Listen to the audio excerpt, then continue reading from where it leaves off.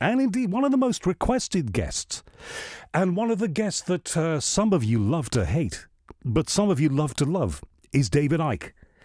Now, the newspapers, and I always say this at the beginning of podcasts that we've done together, and, you know, David's listening to this on the Isle of Wight. We're about to speak to him. He's not going to mind. But the newspapers used to call David Icke the potty prophet. He was the man that the media loved to have a laugh at. If he was wearing purple shell suits or whatever, there'd be a photograph there. If somebody had claimed, or he'd claimed, that he was the son of Jesus, that would make a headline, and I think it did once. He can confirm that. But something's happened over the last, I would say, 10, maybe 15 years with David. More and more people are starting to take David seriously. And David's message has not really wavered by a quaver. He's been there and a constant for pretty much a quarter of a century or more. I'm doing an awful lot of talking now, and I want to get into this conversation with David Icke. David, thank you very much for coming on. Pleasure, Howard. What did you make of anything I said there? Well, I heard it all before, of course, because after 30 years you do. But yeah, I mean, things have changed, and I think one of the main things that has changed is that people are actually looking at what I'm saying rather than just getting their perception of me from one-liners in the newspapers. And, you know, people do themselves a great disservice, and they basically disrespect themselves if they make judgments about people and situations without actually checking it out.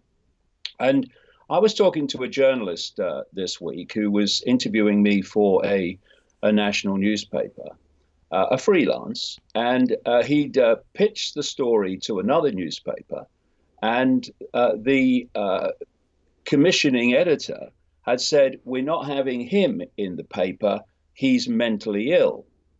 And of course, what that guy sitting in his little bubble knew about me was only what he'd heard in the same industry or from the same industry that he works in. So he's just had the same mantra for decades, and he's believed it.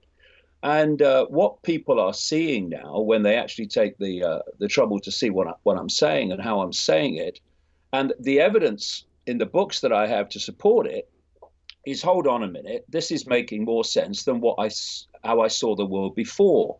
So this is the process that's happening. And, you know, we've talked a couple of times, Howard, since I started a world speaking tour in the summer of 2016. It's continuing now. I'm going to Dublin next week or next Friday, and then all across Europe, and then across the UK before December.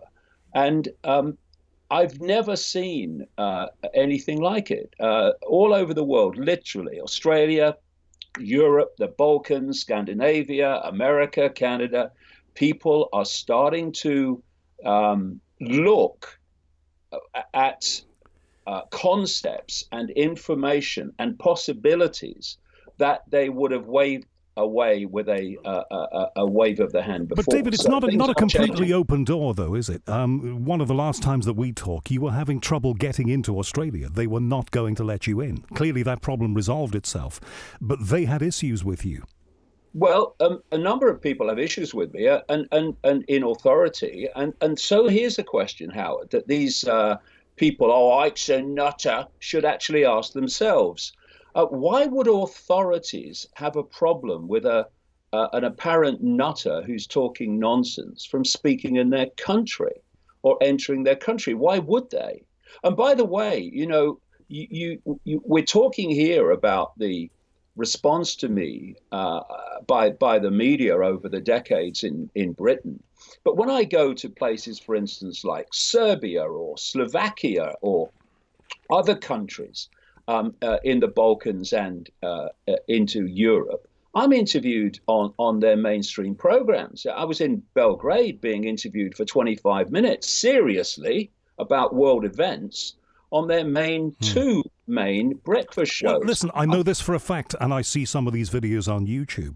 The problem that you got here, and perhaps other English-speaking countries... Well, look, Howard, I don't have a problem. I don't have a problem. The issue that you have here... All right. for something about, a program called The Unexplained, this is a very, very important point. Well, tell I me. don't have a problem. I am putting out information that people will not hear in the mainstream. I don't have a problem because I don't care how people receive it. I care about the fact that it's circulating. So if people have a problem with me, I say to them, well, you've actually described it perfectly. You have a problem with me. I have no problem with me. All right, let's park the word. Let's none of park it the word just, problem, and let's say the issue that maybe you have here. And just hear me out with this point, okay. is that you have a back catalogue. You have a history here. People go back to that interview with Terry Wogan that you did. The one that you did 20 years later was very different, we have to say. But they go back to that. They go back to you wearing shell suits. They go back to headlines saying, and I think, I haven't got it with me right now, but wasn't there some claim that somebody around you or you had said that you were the son or a son of God or something like that? And Yeah. all of that stuff, of course, pollutes the way that you're seen. Now, when you go to places where they don't have that background with you, of course, in this day and age where people have more sources coming into them and they might be a little more open-minded, you're going to get more of a hearing, I would have thought. Yeah, but you do have that background because it's all over the internet, and people can access that stuff. But this is the question.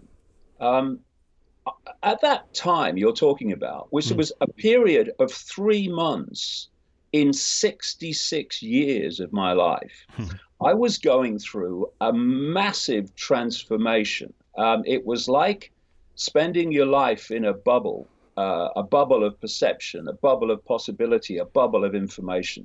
And there's a big backstory to it, how it came about. And then someone burst the bubble. And for 3 months, I'm trying to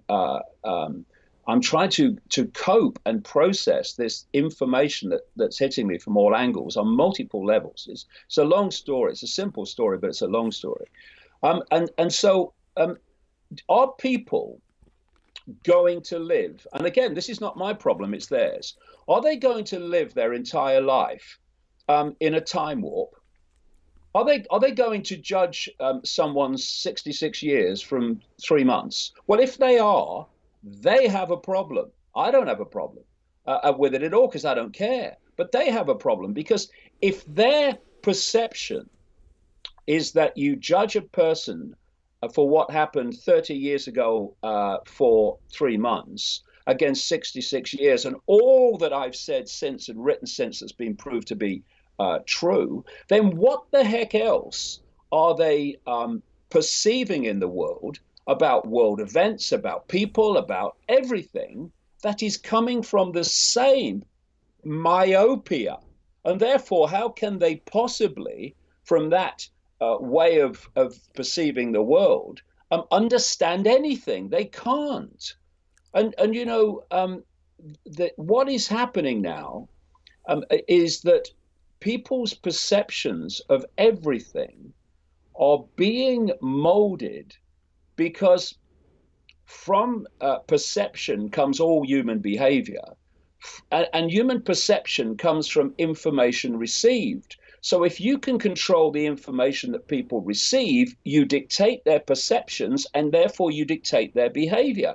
And what we're seeing now is this incessant censorship in all areas, not least through the internet giants in the devil's playground, Silicon Valley, that is dictating what people see and hear, and thus what they perceive, but thus if people how were, they behave. if people were controlled in that way, though, David, I'm trying to break that. No, I totally understand what you're saying. You know that you and I have spoken many times before, so I know which page you're on, and we've been here before. But the fact of the matter is that people are going, and your shows, your speaking engagements are pretty much a lot of the time sold out, maybe all of the time sold out, David. So you can't say that people are controlled to that extent because they're coming to see you. If they were totally controlled, they wouldn't be coming to see you. Oh, it's about numbers, mate. If you could see the difference it makes in the way people start to see the world in a different way, in a more expanded way, when they have access to this information compared with when they don't, the more that this information circulates. This is basically what's happened to me as the information has circulated as best I can. nothing like it circulates when it goes through the mainstream, the more people have changed their perception of me and changed their perception of the world. And if we had a mainstream media that would allow all information and perceptions and, if you like, ways of looking at the world to be circulated, then the world would be a very different place. But, it's a very, very narrow band of possibility, what I call the postage stamp consensus, that the mainstream media overwhelmingly pour out and pound out to the world as news and information every day. And the vast majority of people don't get access to this other information. You look at the education system. That's the postage stamp consensus version of the world that's given to children from the earliest age throughout their formative years. And if they don't repeat back what they've been told to believe in their exams, they don't pass. Well, we've got to have some standards, though, David. Come on now. You've got to. I mean, did you get your A-levels? You took A-levels, didn't you, David? I never. You didn't? Howard. Okay. Wait a minute. I should have researched that bit then. You didn't take A-levels. No, you've actually by accident introduced a very interesting point, a very important point. I left school at 15. You could in those days to go and play professional football. I never took, let alone passed, a major exam apart from an end of year class exam in my life. I did all my learning in my time, on my watch, on my terms. I've now written something like 25 books. I talk for 10 hours all day with no script. And I would have been considered at 15 an educational failure. There's this idea that you have to pass exams to give a measure of your intelligence is absolute nonsense. Yeah, because not everybody. I mean, I remember now. Of course, you left school at 15, and you've achieved a massive amount. Of course, I mean, in sport, as a mainstream sports correspondent on the telly, and all the great things that you did, and all of this that you've done in the last 25 years, whatever. But the fact of the matter is that not everybody is going to be as motivated as a David Icke. So when you say that kids shouldn't be as tramlined in education, we had this debate on the last podcast we did. But when you say kids shouldn't be as tramlined by the education system as they are, a lot of kids just don't have the motivation that some have. I had it because I wanted to do this. You had it because you wanted to do all the great things that you've done. But, we are a minority. You've got to have some control, haven't you? Hold on a second. So the next question that comes from that, if what you say is true, is why are there so many what you call unmotivated young people in the world? Why? I mean, I'll tell you one reason why. The education system, as it currently operates and as it's currently delivers its information, is deeply, deeply boring to most kids. It doesn't inspire them. And when they leave school, they are, or whenever they leave their education, they are so sick of being bored day after day, and they therefore equate being bored with being educated and learning, and they just stop doing it for the rest of their lives. When really, there's a vast, amazing world beyond the myopic bounds of the postage stamp consensus version of everything, the mainstream everything, to be explored. And we should be inspiring kids, not boring them to death. What are we doing? For instance, algebra. Right? If you wanna learn algebra because you need algebra, then learn algebra when you need to learn algebra. You've got kids who are sitting at desks. Look at this summer on incredibly hot, lovely days when they could be climbing trees, when they could be pursuing their own interests. And what are they doing? They're sitting at a desk learning algebra. What does X equal? I don't care less. You make it equal what you like, whatever makes it happy, but just leave me alone. Yeah, but my maths teacher would have said, I hated, No, loathed and detested algebra, but my maths teacher would have said to me, the point of algebra is not doing those stupid sums with letters and numbers, which, a lot of people still have to do. It's to teach you methodical thought. If we're not educating kids in that way, how are they going to think? Hold on a second. No. I tell you the thought processes that are not taught: critical thought, critical thinking, questioning everything to see if it stands up to scrutiny, instead of accepting it and not questioning it because it's come from authority, because it's come from some academic with letters after his name, because it's come from some scientist who a little way down the road will be proved to be mistaken. It's critical thinking that we need. Once people question things, once young people are encouraged to question things, they go through their life questioning things. Therefore, when a politician says something, instead of accepting it, they question it. When a scientist says something, given the history that scientists have been saying things for hundreds of years that have turned out to not to be true, they question it. This is what we need: a critically thinking, questioning population. What any system of control doesn't want is a critically thinking, questioning population. And what we have now, Howard, and it is coming in so fast every day, is critical thinking and having alternative opinions and questioning what authority tells you, becoming more and more suppressed and oppressed, and people being intimidated into not doing it. All right, let's park it there, because we've got to take some commercials right now, David. So we're going to park it. When we've done the podcast, we can run right through, but we're going to take some commercials right now. And I think we need a couple of minutes anyway just to refine our thoughts about that. But the one thing, and I'm talking to my listener here now, that David Icke lovers and David Icke haters can agree on, I think, is that the man we've got on here now is a man who made a lot of people start to question and put stuff out into the mainstream, or the peripheries of the mainstream, that while you may be outraged by it and not agree with it, it made you think. Isn't that a good thing? I'm not here saying it is, because it's not my job to say it is or it's not. I'm asking you to ask that question. David Icke will be back, so will I, in just a second here on the Unexplained at Talk Radio. The Unexplained at Talk Radio. David Icke is in the middle of a big speaking tour. It's Dublin next week, but it's always somewhere else, whether it's Australia. They love him in the United States, lots of fans there. And of course here, where he packs out theatres and venues up and down the country. We talked, David, about this idea of free speech. Do you agree with me that there are some ideas and notions that don't deserve the oxygen of free speech? If you look, for example, at, and I'm sure you know him, I'm not sure what you make of him.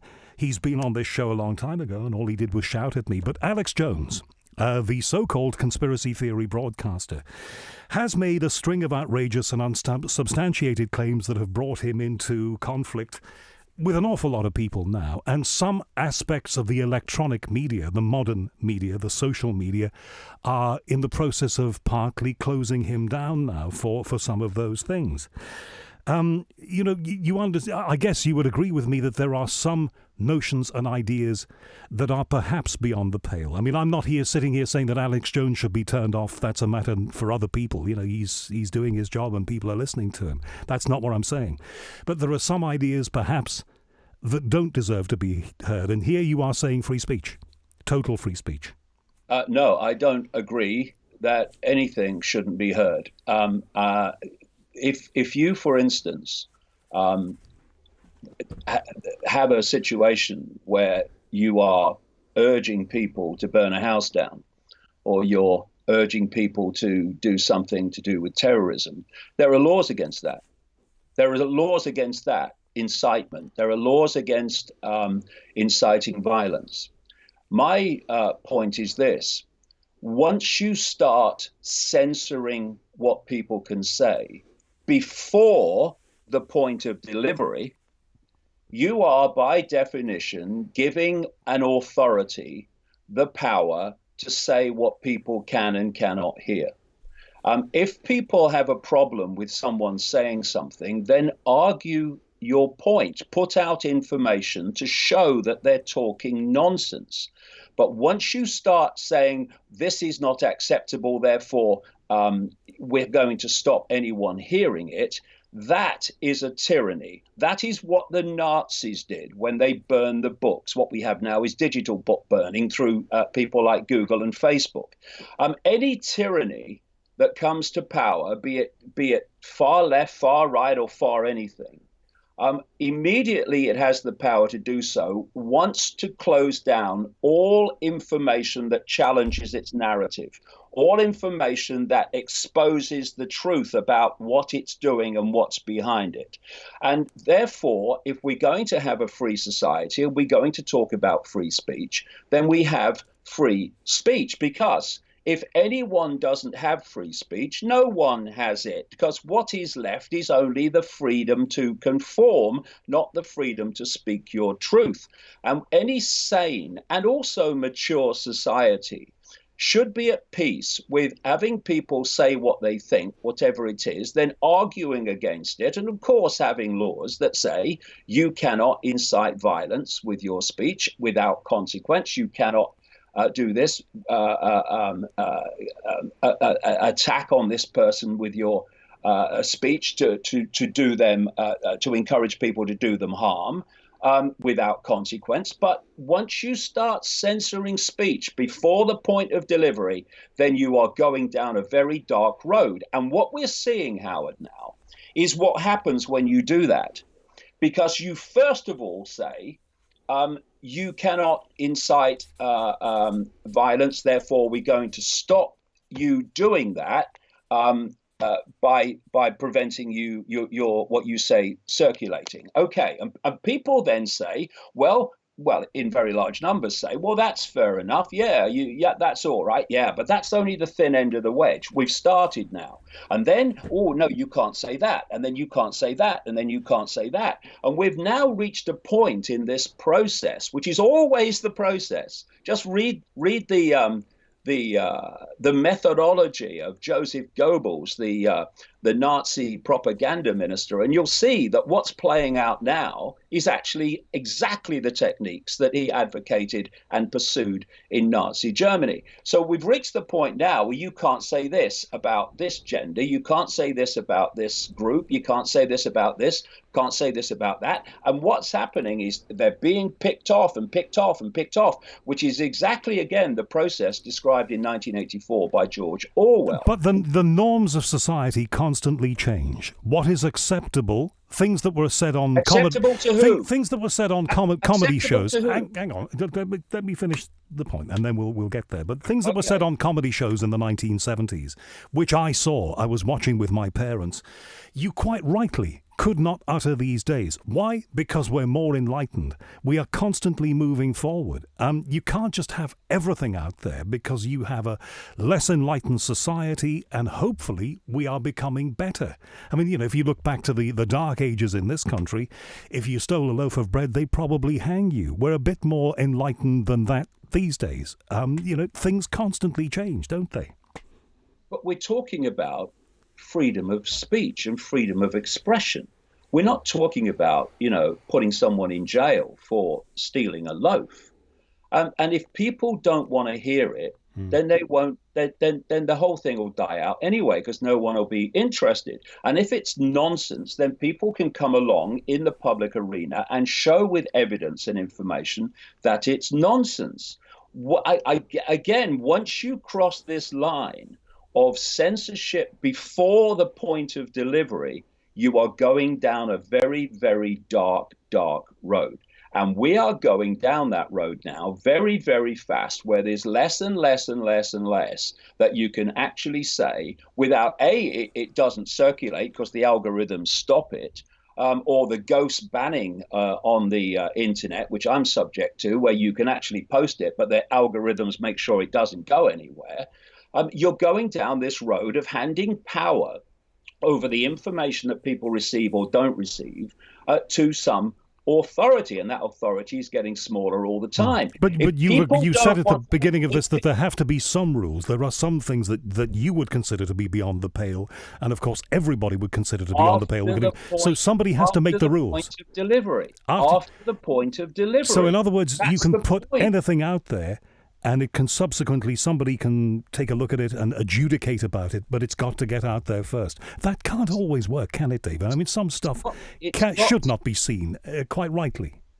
It's got to get out there first. Otherwise, there's an authority deciding what gets out there and what doesn't. And that authority will do exactly what it's doing now, which is pick off more and more things that we can't say and we can't see and we can't hear. And that road leads to only one place: tyranny. Because that's what tyrannies do. That's the process they do. And, people need to be mature enough to accept that people will have opinions that they won't like and won't agree with.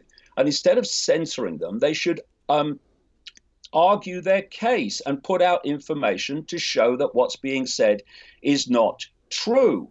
People who are confident of their case don't want to censor anyone with another view because they're confident of their case. Look at what's been thrown at me and the abuse and the lies that have been told about me in the last 30 years by the mainstream media.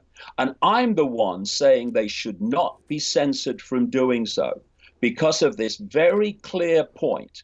Once you censor before the point of delivery, you are putting power over what people see and hear into the hands of an authority, which will always, as history shows, abuse it. I understand what you're saying, but what happens if a point is put out there, and you say it should be put out there and then countered with reasoned argument? What happens if the other side, forces in this world are very seldom perfectly balanced. What happens if the other side, the side perhaps putting the correct view or a different view or a view that might change that view that's just been put out that you said shouldn't be censored? What happens if that side is not as strong, doesn't have the same outlets, the same money, the same power?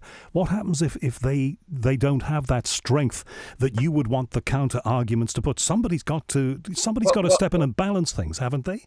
Well, hold on a second. Where's the balance now?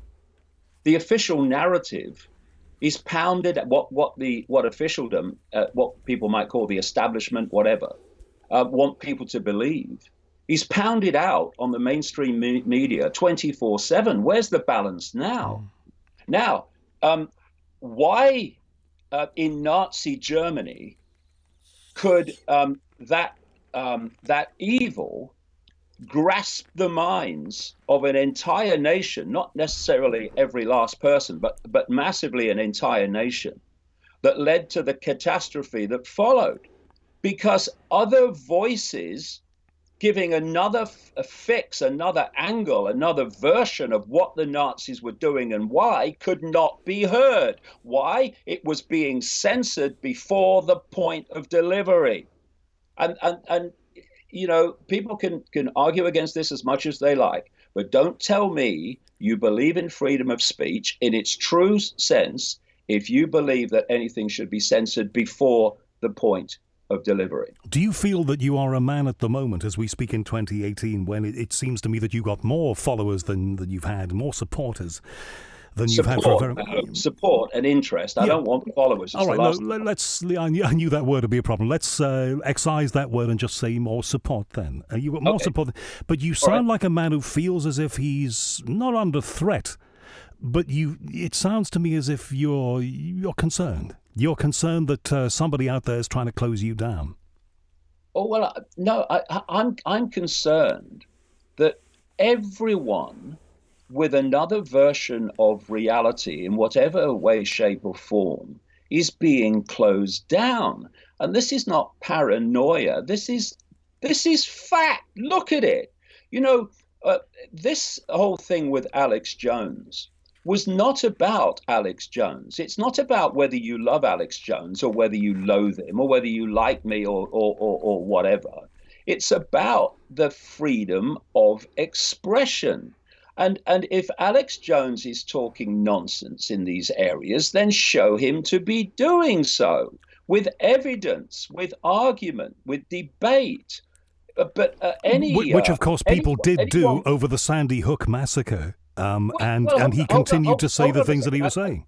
I just want to well, prove him wrong then. But what I'm going here, where I'm going here, is you've just said about there must be some balance, and I made the point that there is no balance now. You've got the mainstream media that it pounds out. I mean, there's another quote from Goebbels that said words to the effect of, the idea with the media is to make it ostensibly seem to be varied, while actually it's all the same. And that's exactly what's going on now. And if therefore you're looking at Alex Jones, yes, he has a biggish following, but biggish when compared with what he's doing.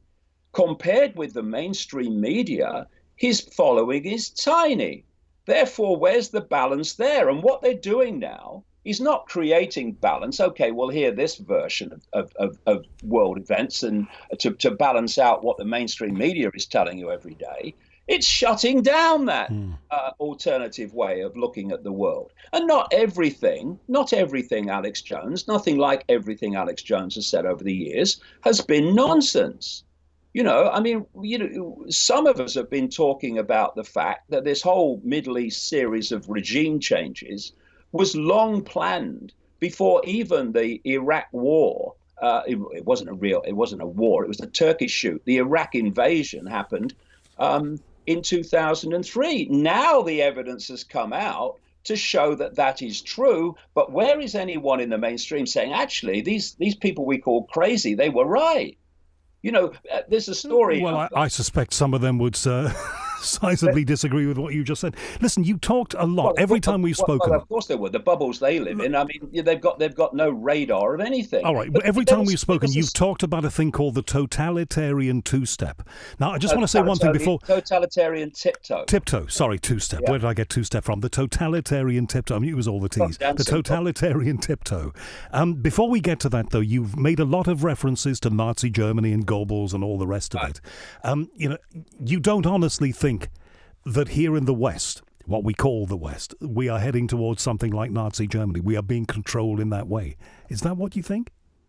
Well, of course, that's where it's leading. That's what I've been writing about for nearly 30 years, that the plan is to, and has been, to erode and erode and erode freedom, not least freedom of speech, and to centralize and centralize and centralize power and decision-making to the point where we basically have a global version of Nazi Germany. That's where it's meant to conclude.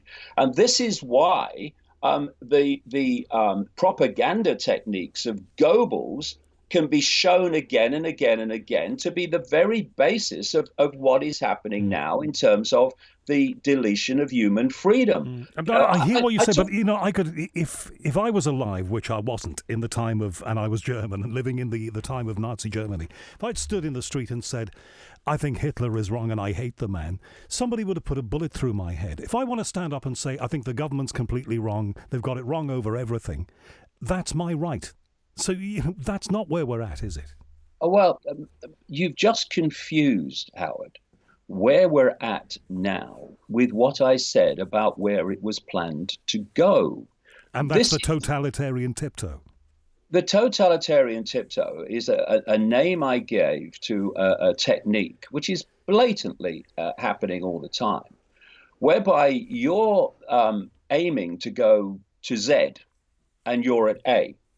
And if you go from A to Z in massive leaps, then the change in society will be so big that people might look up from the game show and the sport and say, hold on a minute, what's happening?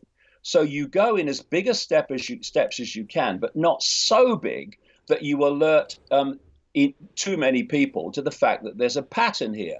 People like me have spent the last 30 years studying and observing the pattern. And that pattern has been to erode and erode and erode and erode more and more freedoms, not least freedom of expression and freedom of opinion and the circulation of alternative information, to the point where there is no alternative information circulating, only what the official narratives are, which is exactly what happened in Nazi Germany when they shut down everyone who wasn't parroting the Nazi line. And that's where it's heading. And you throw artificial intelligence in there with their plan, as they're now openly speaking about, of connecting the human mind to artificial intelligence. And you see what the end game is. It's the end, if you go down that AI road, of the human mind itself, which is why so they're many telling us scientists, that's supposed to be, and I'm skeptical so about it. It's supposed to be for our betterment. One quick question before we have to get to more ads. Otherwise, my producer. They're supposed to be. It's not. Well, no, it's I mean, and us... believe me, we have questioned that many times, including last week on this show, and we will continue to, because there are many, and we can agree on that. There are many unanswered questions about the use of AI, and many things that have to be determined. If we were marching towards, or tiptoeing towards, totalitarianism and a great big global superstate, or whatever it might be, we voted for Brexit. We're supposedly in the process of doing it. If there was no freedom, or not as much freedom as there should be, then we wouldn't have been free to do what we've done, would we? Oh, blimey. How much time have you got? Because I'll tell you this story, right? Why did we have Brexit?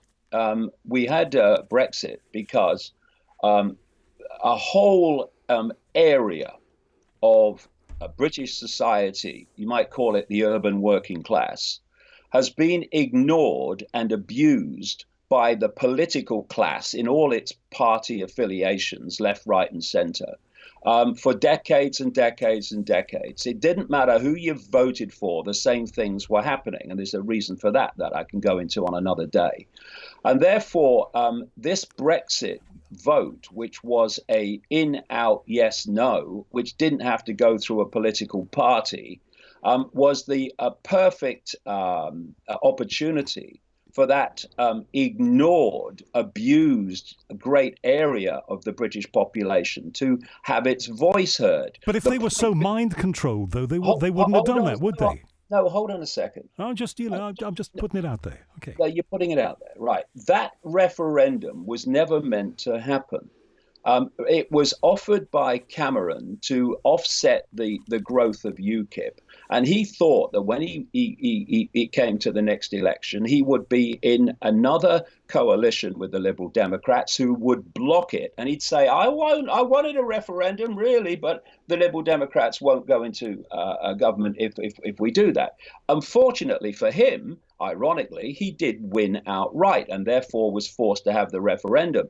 And the vote went absolutely against the political class. And they were shocked because they thought that no one would ever turn against them, because all you have to do is frighten the unwashed masses to death with Godzilla will attack London the day after the Brexit vote. The public were free to do what they did. I mean, we can debate this round and round. It sounds like all night, and we haven't got the time. But hold on a second. Okay. No. There's a next stage to this. So yes, because of a series of events they didn't expect to happen, there was the opportunity of the Brexit vote. And within the first hour of that Brexit result being announced, I was sitting here in the same chair.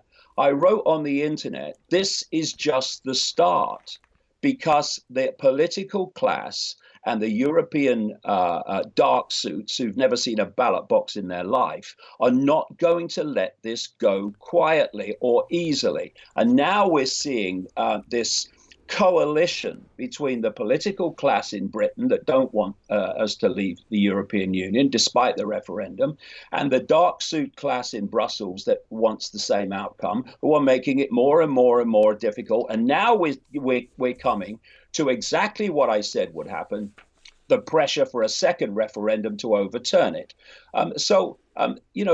This whole European Union is something that goes back at least to the 1920s. It goes back to the Warburg banking family. It goes back to the aristocracy families of Europe, like Otto von Habsburg.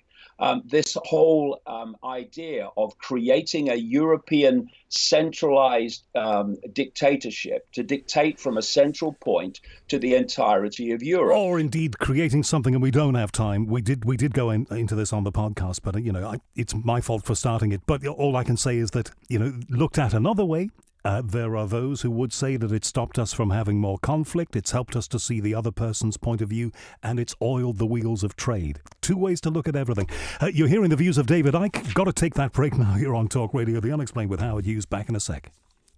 David Icke has a book out at the moment, and he also is going on a big speaking tour. Dublin next week, like we said, and virtually everywhere else. But I'll give you the address of David's website at the back end of this. We won't trouble ourselves with that now. So, David, you've been very good and said that you're going to try and tackle some of these questions that I've had in. Now, look, when I asked for questions on Twitter before we started doing this, recording this, obviously, we got quite a lot of stuff, like one saying, was Mr. Spoon and the Suit Dragon based on true events, and is the moon really made of cheese? Which is one.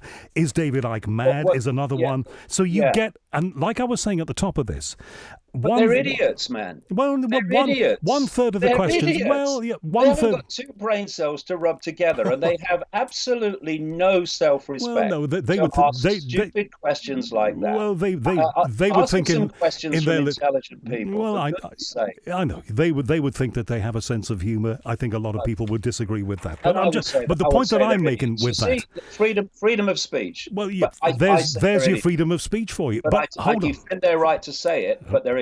Hold on. Well, okay, that's you said that, and that's fine. But what I'm illustrating here, that's what freedom of speech is about. Is that if I'd done that, if we'd had Twitter, if we'd had Facebook, if we'd had social media, for good, bad, or indifferent, 20 years ago, and we were able to do that and ask for questions, then we'd have got a lot more frivolous questions like, are you mad, than we got tonight. 2/3 of the questions actually make a lot of sense. So let's get into them. Let's start here then. Do you think, David, still that global warming is a hoax as the sea ice disappears in the Arctic and billions of gallons of melted ice pour off Greenland along with the melting permafrost all over Siberia and Alaska, releasing methane, says Michael. He has a point, doesn't he? Well, the answer to that question is yes, I do. But to respond to it in any credible way would take a long, long time. But there's a book just come out, which I've been reading recently. Basically, it's called The Politically Incorrect Guide to Global Warming or Climate Change. I do recommend that people read that because with enormous detail, it takes the whole thing apart. But yes, I do believe that, absolutely.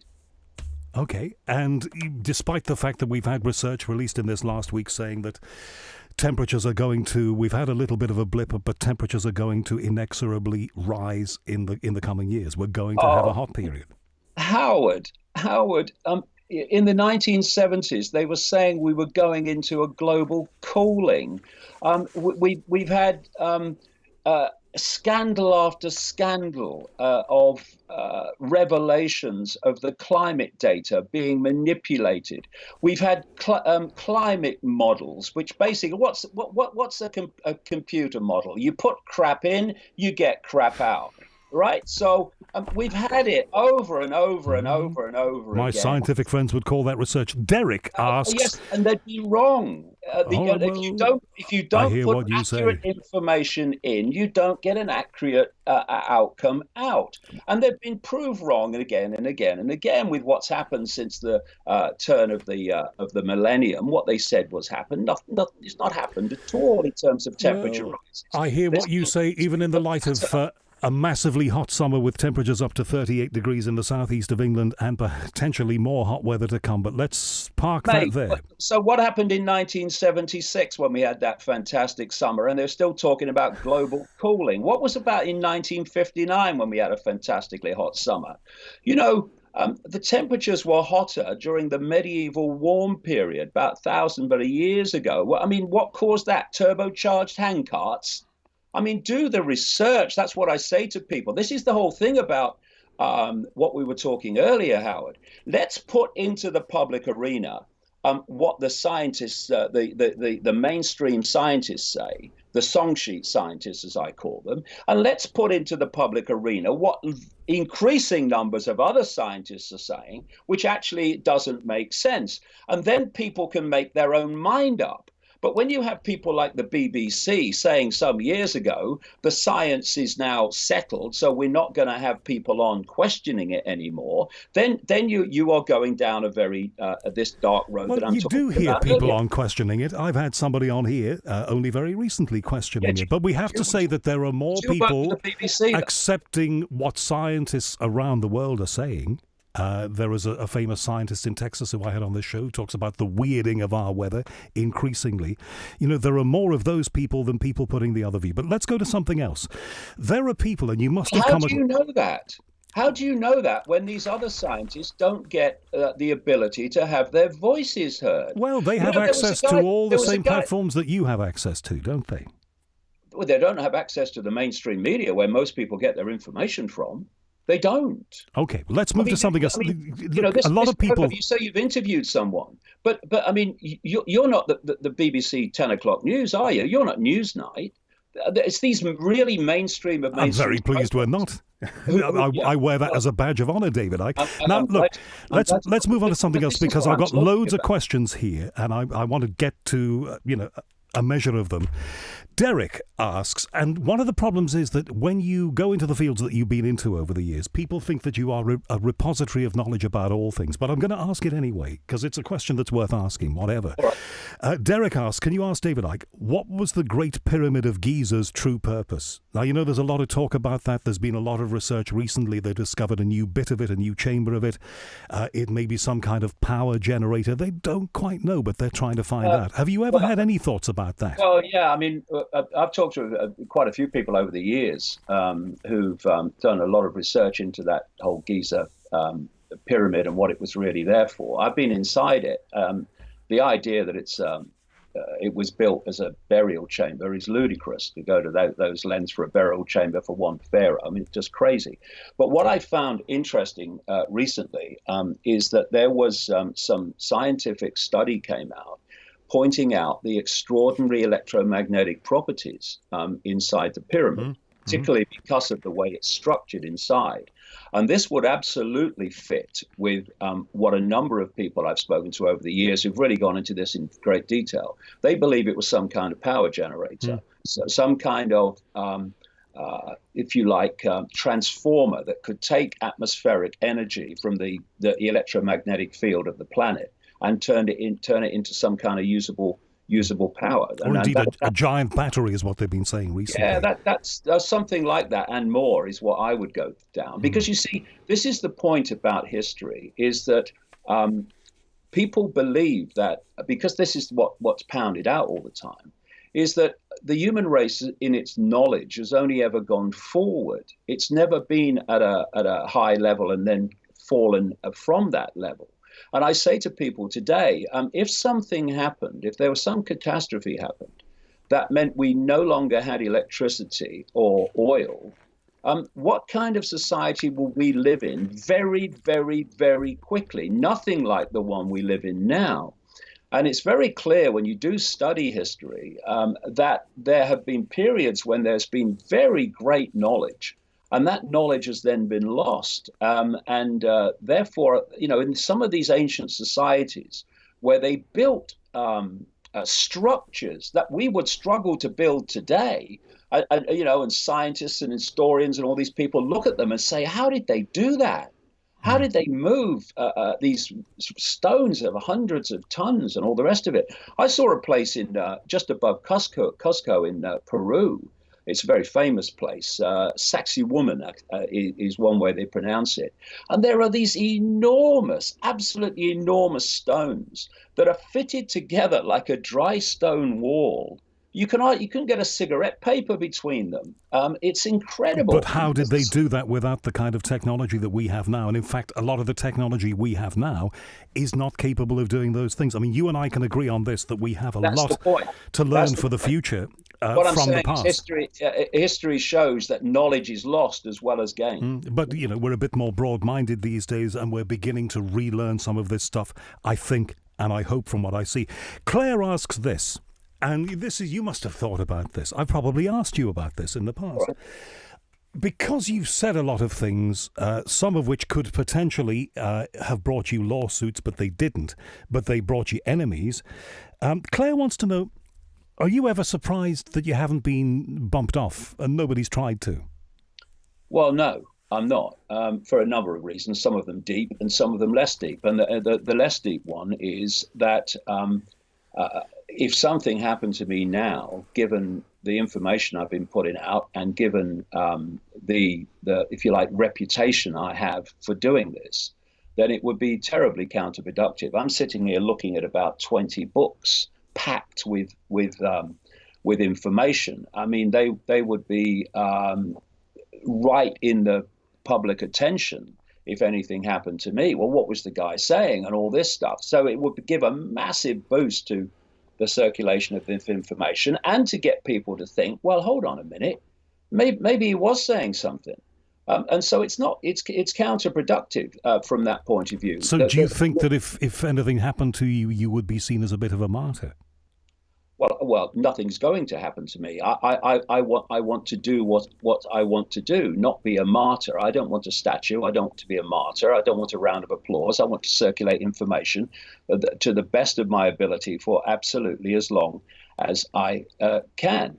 But the way that the authorities kind of respond to you is not to kill you, because that, for reasons I've described and others, would be counterproductive. It's to stop you being circulated and, for a long time, to have you the center of public ridicule. Well, that's starting to die down now.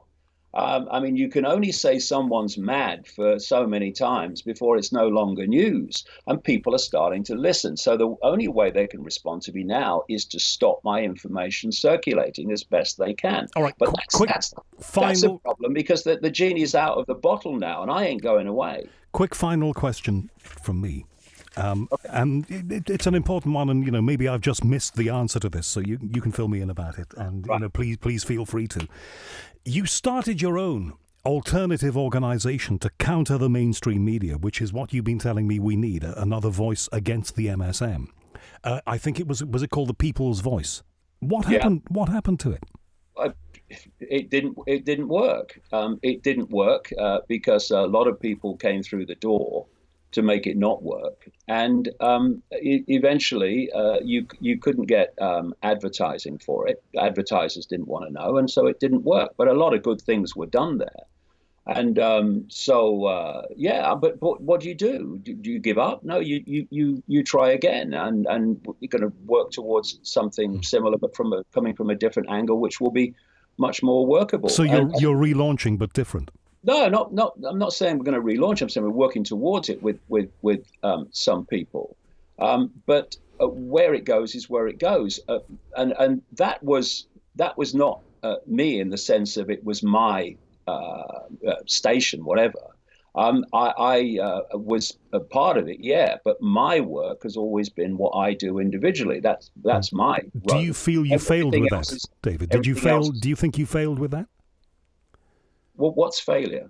Tell me what failure is. God knows. I've been asking myself for years. I'm just wondering what your thoughts about that are. Well, I'll give you one definition of failure. Not trying. Yeah. Not trying. We can agree with that. A great sage once said, I wish I could remember who it was, that failing is not going down, but failing is staying down. It's a brilliant quote, isn't it? But it wasn't about going down. It was about having a go. And it didn't work. We got a massive amount of information out in the period that it was running. But, you have a go. But if the message was so strong, it should have flown, shouldn't it? Well, not if you can't get advertising to pay the bills. You can't. I mean, tell me how ITV would keep doing the 10 o'clock news and all its programs if he couldn't get advertising. Understood, David. We're out of time. I'm afraid my producer's shaking her fist at me now, and you don't mess with Cass. So thank you very much, David. It's always a pleasure to talk with you. It's davidicke.com, isn't it? It's davidicke.com. Yeah, the news from a different angle every day. Constantly updated. I know, I see. David, have a good night and good luck in Dublin with the next stage on your tour. You take care. Yeah, thank you. There's a lot of interest in Ireland. I'm looking forward to it. See you soon. Bye. Take care. David Icke.